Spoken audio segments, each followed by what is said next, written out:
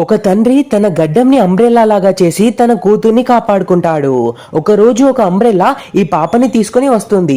ఆ పాపని చూసి ఈ వ్యక్తి పెంచుకుంటాడు. అలా ఆ పాప తన తండ్రి గడ్డం కిందే ఉంటుంది. ఎందుకంటే తనకి వర్షం అంటే భయం. ఒకరోజు రాత్రి తుఫాన్ వర్షం పడుతుంది. తను పెంచుకునే పప్పీకి ఏదో సౌండ్ వినిపించి బయటికి వెళ్తుంది. వర్షం తన బెడ్షీట్ కి తడవడంతో తను నిద్రలేస్తుంది. అప్పుడు తనకి అర్థమవుతుంది తన పప్పీ కనిపించడం లేదని. ఇప్పుడు తను వెంటనే తన తండ్రిని తీసుకొని బయటికి వెళ్తుంది వెతకడానికి. పప్పి కాలు గుర్తులు వెనుక వెళ్తూ ఉంటారు. ఆ పప్పి విరిగిపోయిన లోయలో పడుతుంది. దాంతో ఆ పాప తన తండ్రి చేయి వదిలిపెట్టి ఆ లోయ దగ్గరికి వెళ్తే అది విరిగిపోతుంది. అప్పుడు ఆమె కింద పడుతుంది.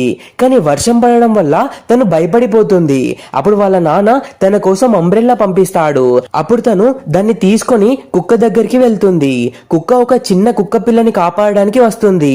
పాప కుక్క పిల్లని కాపాడదామని చూస్తుంది, కానీ అది నీళ్ళల్లో పడిపోతుంది.